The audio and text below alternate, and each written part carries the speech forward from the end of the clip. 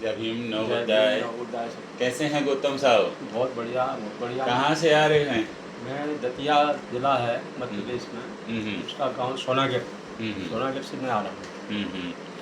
और परिवार सब ठीक ठाक है? हाँ बढ़िया बढ़िया बहुत और अच्छा। वहाँ का जो समाज है, हमारे लोग हैं, उन लोगों के बारे में कुछ बताइए। क्या क्या तरक्की है, कहाँ कहाँ अपन को सुधार की ज़रूरत है? हाँ वो एक सबसे बड़ा कारण है जो समाज में बिखराव है हम्म, और समाज में कुरीतियाँ हैं। हम्म। शराब समाज में जो है पीना जो खाना। बैकग्राउंड है गांव हम्म, का, हम्म, उसमें ज़्यादातर लोग दुर्व्यसनों का हम्म, सेवन करते हैं, खासकर शराब का, हम्म। क्योंकि समाज के लिए बहुत ही घातक है। घातक नुकसानदायक सिद्ध हो रहा है। ठीक बात है। तो उसको कैसे अपन रोक सकते हैं?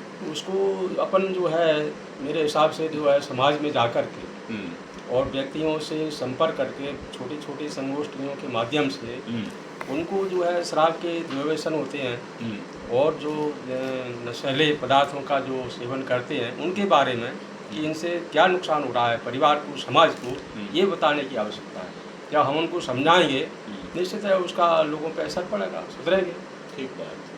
तो मेरा ऐसा सोचना है गौतम साहब जी कि हमको जब तक ये पंचशील और त्रिशरण और बौद्ध विहार से लगाव नहीं जी होगा, जी धम्म पद नहीं पड़ेंगे, जी तब तक हम उनको कितने ही समझाएं, जी तो वो आगे पाठ पीछे सपाट वाली बात है। जी आपके सामने बोलेंगे जी दद्दा जी दाऊ, जी हम जी मान गए आपकी जी बात, बिल्कुल और सही कहा। दूसरे दिन आपको मिलेंगे लहराते हुए। जी तो ऐसे लोगों की पहले सोच बदलने के लिए हमको तथागत के शरण में जाना पड़ेगा। बिल्कुल बिल्कुल आप ये। बहुत सालों से शरण में पहुँचे हैं, जी जी कितना साल हो गया, जी। क्या क्या अनुभव है आपका, हाँ बताओ। मैं 1973-74 के लगभग वाह। से मानवर हमारे धर्मगुरु थे, जो आज नहीं हैं।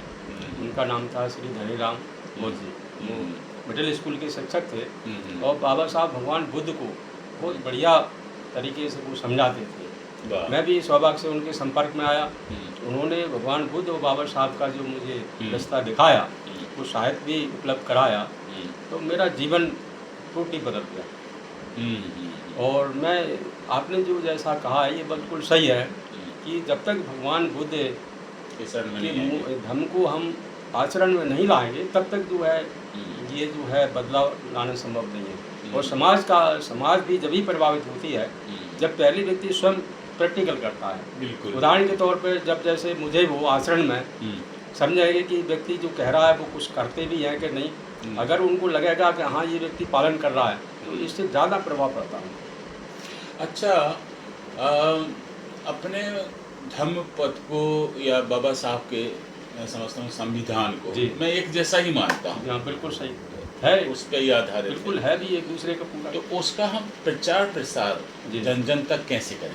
हाँ उसके लिए जो है हमको छोटे छोटे, मैं मेरे समझ से छोटे छोटे उनकी मूल अवधारणा है, उनके अगर ज़्यादा नहीं थोड़े उनके चुनिंदा उनके वो लेकर के पॉइंट लेकर के और उसको हम छोटी छोटी पुस्तकें, मतलब ये कहते हैं पंपलेट के माध्यम से उसको लोगों में जा कर के उनका वाचन करें, उनको पढ़ने के लिए भी प्रेरित करें, तो वो उसको समझें उसको जो है।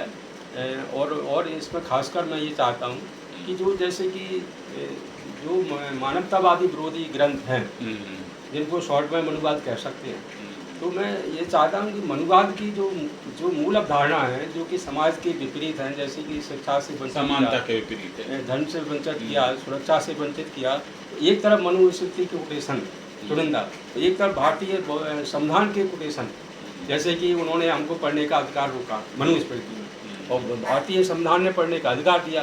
ये दोनों बिंदु एक साथ छपवाए जाएँ और इनको लोगों में बांटा जाए, पढ़ाया जाए, लोगों को प्रेरित किया जाए, तो इससे जो है बहुत बदलाव आने की उम्मीद है। मेरी 6 किताबें हैं और उसमें 4 कविता संग्रह हैं, जी एक कहानी संग्रह है, एक आत्मकथा है और एक लेखमाला है। जी। उसमें मैं कोशिश किया हूँ, आपको भेंट करूँगा, जी और उसके चलते आप देखेंगे कि उन इंस्ट्रूमेंट को या टूल्स को हमको यूज करना पड़ेगा जो लोगों के दिल और दिमाग में बैठ जाएं। जी तो प्रचार प्रसार के लिए छोटी छोटी पुस्तिकाएं हैं, जी है ना। अभी हमने हमारे एक एनजीओ है आदर्श समाज स्वप्न साकार संस्था 18 साल से चल रहा है, तो हम ऐसी किताबों का प्रचार कर रहे हैं। एक बौद्ध विहार भी हमने बनाया है वहाँ मैन पार्ट में, तो वहाँ पर प्रशिक्षक लोग जाते हैं, संत शेर जाते हैं और बौद्ध भिक्षु आते हैं। बहुत अच्छा सराहनीय प्रयास आपका, बहुत अच्छा। जी साधुवाद आपका, आपके लोगों से ही सीख रहा हूँ। बहुत धन्यवाद।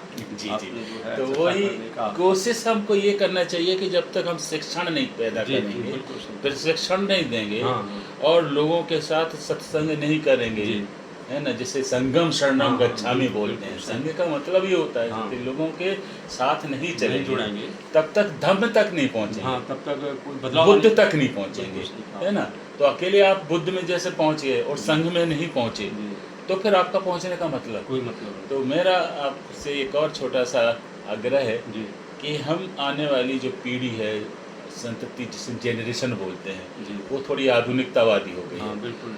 तो उस पीढ़ी को हम धम्म की तरफ कैसे आकर्षित करें? हाँ, उसको जो है आपका बहुत अच्छा प्रश्न है। उसके लिए अपन जो है वही है कि जब तक अपन प्रैक्टिकल रूप से खुद अपन धार्मिक नहीं बनेंगे, और जैसे कि धार्मिक छोटे आयोजन जब कराएंगे अपन, उसमें बच्चों को बैठा लेंगे।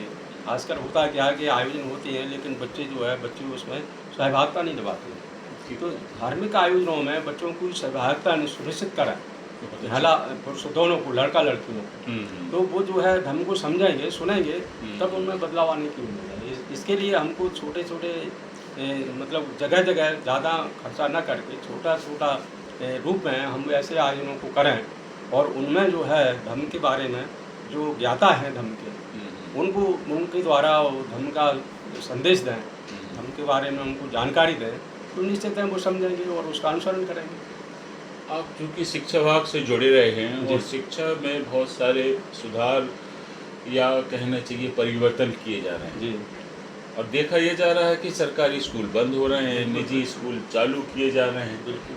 तो एक जो बड़ा तबका है बहुजन वर्ग का, वो तो अशिक्षित सा है, और मान लो शिक्षित भी है तो नाम मात्र का है। बिल्कुल सही कहा आपने। तो ये जो शिक्षा में वर्ग अंतर आया है, ये आने वाले समय में इसका दुष्परिणाम क्या होगा? इसका दुष्परिणाम बहुत घातक होने वाला है, खासकर बहुजन समाज के लिए, क्योंकि वर्तमान में जो सरकार है और जो सरकार में कोई किसी की भी सरकार है, अगर उसमें मनुवादी लोग सम्मिलित हैं तो वो उनका एक ही उद्देश्य है, जैसे कि हम भारतीय संविधान के द्वारा हर व्यक्ति स्वतंत्र हो गया है, हर व्यक्ति को पढ़ने का अधिकार मिला है, हर व्यक्ति को आगे बढ़ने के व्यवसाय में, नौकरियों में, ये सब संविधान की बदौलत हुआ है। तो ये क्या ये प्रोग्रेस उनको हजम नहीं हो रही है, मनुवादियों को ये हजम नहीं हो रहा है कि उनका वो ये सोचते हैं कि आज से संविधान के पहले ये हमारे जो गुलाम हुआ करते थे, फ्री में काम करते थे, आज वो जो है अधिकारी बन करके और हमको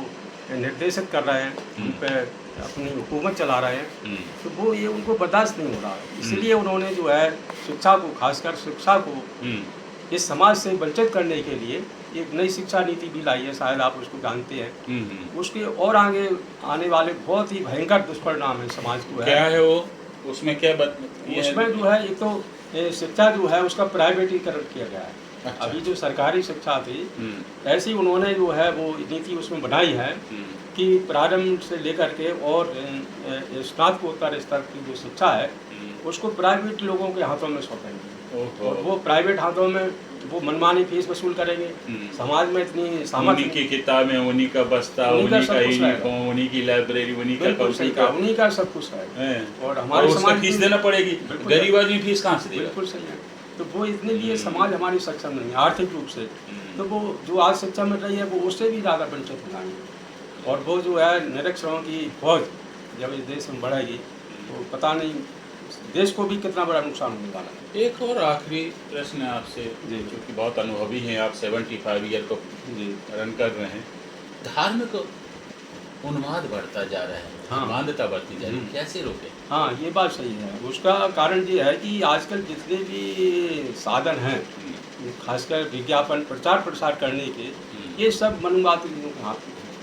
वो मनुवादी जो है उनका उपयोग कर रहा है, जैसे कि टीवी मीडिया है, प्रिंट मीडिया है, इन सभी के माध्यमों से और खासकर भौतिक रूप से लोग जगह जगह से ये धार्मिक कार्यक्रम को आयोजन करते हैं जिनका जो है शिक्षा से, ज्ञान से कोई संबंध नहीं है।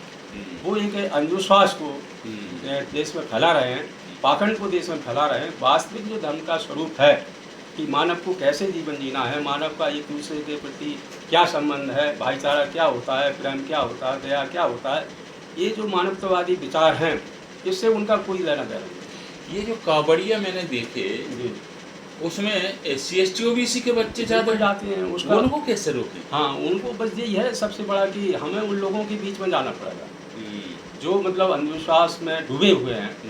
वो खासकर उनको भी अपन ज़्यादा दोषी इसलिए नहीं दे सकते क्योंकि उनको सुनने का समझने का अवसर प्राप्त नहीं हुआ है। अब उसमें वो कर्ज लेते हैं, नंगे पाँव चलते हैं, बीमार पड़ जाते हैं।